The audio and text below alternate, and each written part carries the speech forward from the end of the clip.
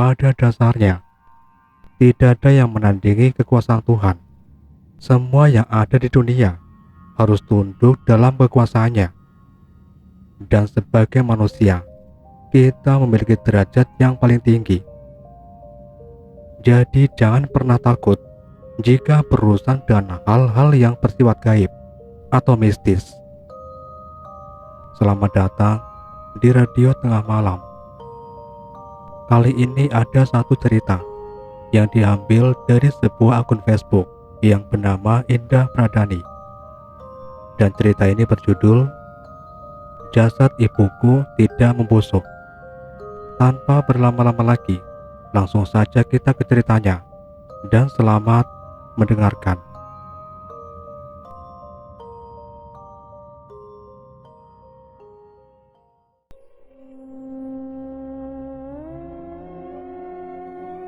Pagi itu seperti biasa, ayah selalu bangun lebih awal untuk menyiapkan semuanya. Sarapan pagi berjejer rapi di meja makan. Segelas susu dan roti isi daging di nampan untuk ibu pun sudah tersedia. Ya, ayah selalu membawakan makanan itu ke kamar ibu. Ibu belum bangun, katanya. Sudah 2 minggu aku berlibur di sini. Namaku Ami. Beberapa bulan yang lalu, aku pergi keluar kota untuk melanjutkan studiku di sana. Minggu pertama jauh dari kedua orang tua sangatlah berat, karena sebelumnya aku tidak pernah jauh beberapa jam pun dari mereka. Ayah dan ibu, mereka kedua orang tua yang sangat baik dan penuh kasih sayang. Terlebih ayah, dia adalah sosok yang sangat penting dalam hidupku. Dia sangat mencintai ibu dan bertanggung jawab penuh terhadap keluarga kecil kami. Aku adalah anak tunggal. Meski begitu, aku tidak pernah merasa kesepian.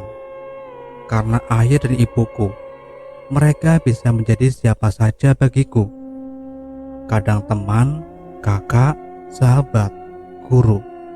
Karenanya, sangat berat jika harus berpisah dengan mereka. Libur semester kali ini, aku menghabiskannya bersama kedua orang tuaku. Lagi pula, aku mendengar kabar dari ayah jika ibu sedang sakit. Aku juga bisa beberapa minggu di rumah untuk merawat ibu. Tapi semenjak aku pulang, aku belum pernah melihat ibu terbangun atau berjalan keluar kamar. Ayah bilang, semenjak ibu sakit, ayahlah yang mengurus semuanya. Ayah menyiapkan makanan, minuman, dan obat-obatan untuknya. Ayah menjaga tubuh ibu dan mengganti pakaian ibu. Ya, aku yakin ayah melakukan itu semua karena ayah sangat menyayangi ibu. Aku sendiri pun melihat ibu selalu bersih dan wangi meskipun dalam keadaan tidur. Ayah juga tak lupa menyisir rambutnya agar tetap rapi. Pernah sekali aku menghampiri ibu yang masih tertidur.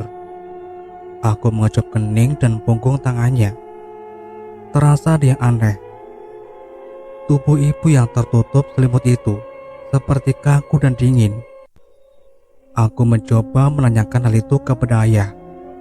Tapi ayah menjawab, jika itu karena kondisi ibu yang belum stabil, jadi suhu tubuh ibu menurun. Aku hanya mengangguk, lalu pergi. Aku juga pernah bertanya, apa ibu tahu jika aku sudah di rumah? Ayah menjawab, ibu sudah tahu sejak kamu pulang beberapa minggu yang lalu, karena ayah sudah memberitahu ibu. Ayah berkata, jika ibu bangun di jam 2, tentu hanya untuk makan dan meminta minum, kemudian tidur kembali. Aku hanya bisa menghela nafas kecewa. Ingin rasanya aku bertemu dan bisa mengobrol dengannya di waktu yang lama. Tapi aku mengerti dan kondisinya saat ini. Malam itu, aku sedang duduk menyendiri di teras rumah. Tiba-tiba ibu datang menghampiriku. Ibu menyapa dan tersenyum kepadaku. Aku sangat senang sekali tentu saja, dan langsung memeluknya erat. Aku menciumi ibu dan kembali memeluknya. Ibu, aku kangen banget sama ibu. Alhamdulillah, akhirnya ibu bangun juga. Gimana keadaan ibu? Ibu udah sehat? Tanyaku girang. Ibuku hanya tersenyum sembari membelai rambutku dengan penuh kasih sayang. Aku meletakkan kepalaku di pangkuan ibu, dan tak terasa air mataku menetes karena sangat bahagia. Akhirnya aku bisa berbicara dengan ibu. Bu, sudah 2 minggu lebih aku pulang, dan aku selalu melihat keadaan ibu yang tak kunjung bangun. Akhirnya ibu bangun, dan aku bisa bicara sama ibu. Aku kangen banget sama ibu. Banyak hal yang ingin aku ceritakan ke ibu. Tuturku panjang lebar. Ibu tidak menjawab. Ia hanya tersenyum kemudian menangis. Aku terkejut karena baru kali ini melihat ibu menangis dan terlihat sangat sedih. Seperti ada beban berat di pundaknya. Ada apa, Bu? Apa ibu sakit lagi? Tanyaku. Mari aku antar ke kamar, istirahat saja, Bu. Tambahku, seraya menggendong tangan ibu. Tapi kemudian, ibu menarik tanganku dan mulai mengatakan sesuatu. Tolong bebaskan ibu, nak. Ratapnya penuh kepiluan. Bebaskan? Bebaskan dari apa, Bu? Tanyaku bingung. Belum sempat mendapat jawaban dari ibu, tiba-tiba saja seseorang seakan menarikku dan buk, aku terjatuh dari tempat tidur. Rupanya aku bermimpi. Gerutuku kesal. Namun aneh sekali mimpiku itu. Seperti nyata. Tapi, sudahlah. Gumamku tidak terlalu memikirkan tentang mimpiku itu. Aku lalu beranjak dan pergi ke kamar ibu. Aku buka pelan pintu kamar ibu untuk memastikan keadaan ibu.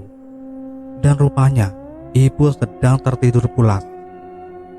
Wajahnya sangat ayu dan lemah lembut, namun terlihat semakin pucat. Mungkin itu karena penyakit yang dideritanya. Gumamku lagi, lalu mengecup kening ibu yang masih terasa dingin seperti es. Ya, memangnya ayah tidak membawa ibu periksa ke dokter? Tanyaku di sela-sela makan siang.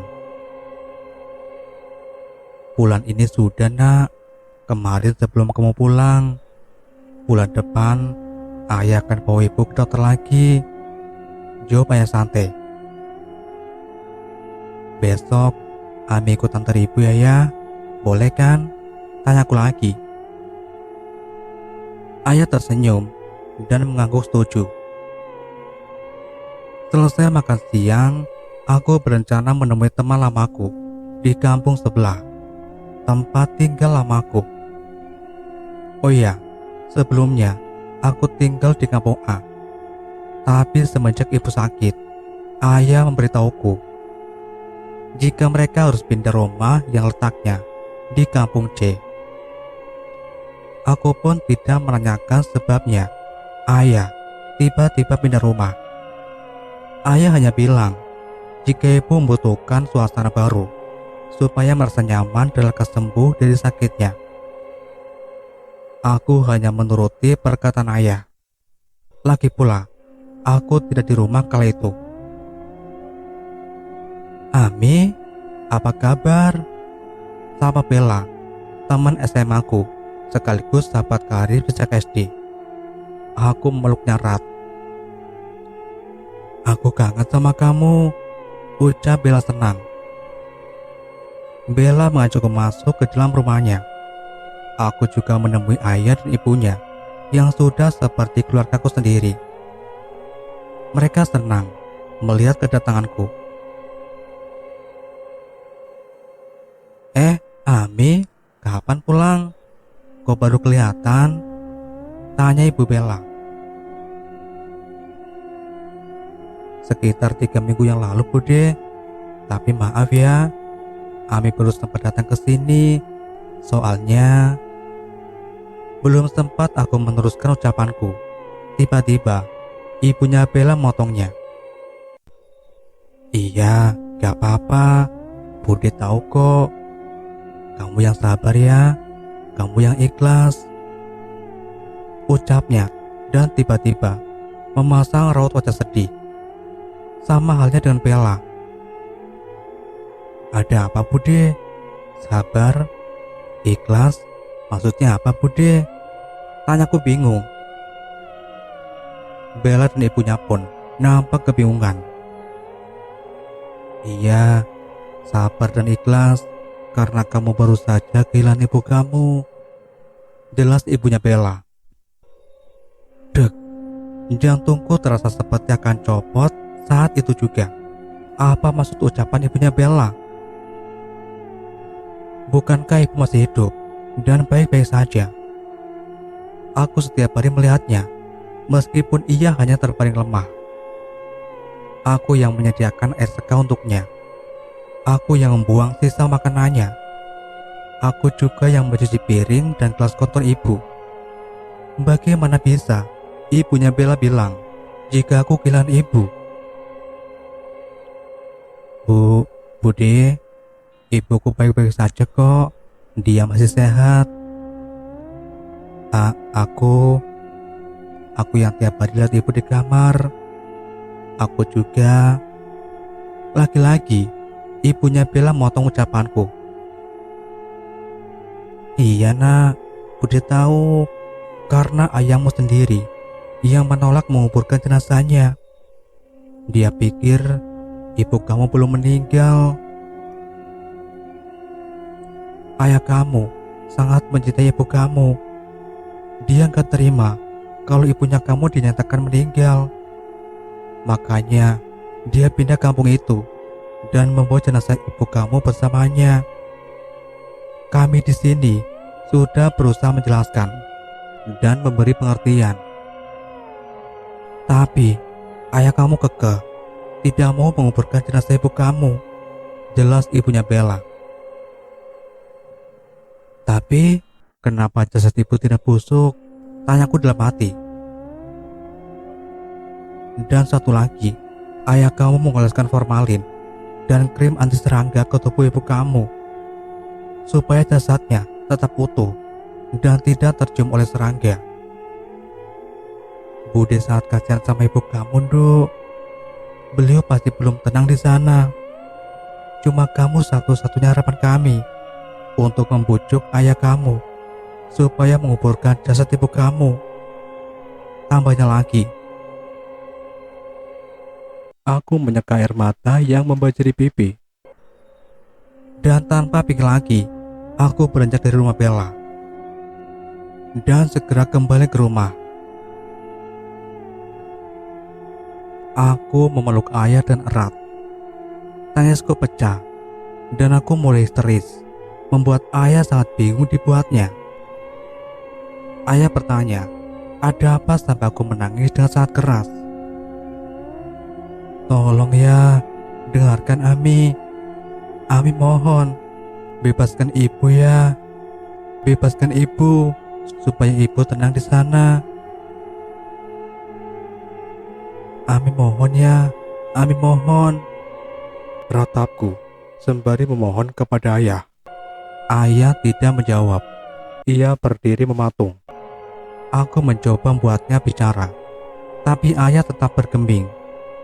Aku terus memohon kepada ayah agar mau menguburkan jasad ibu.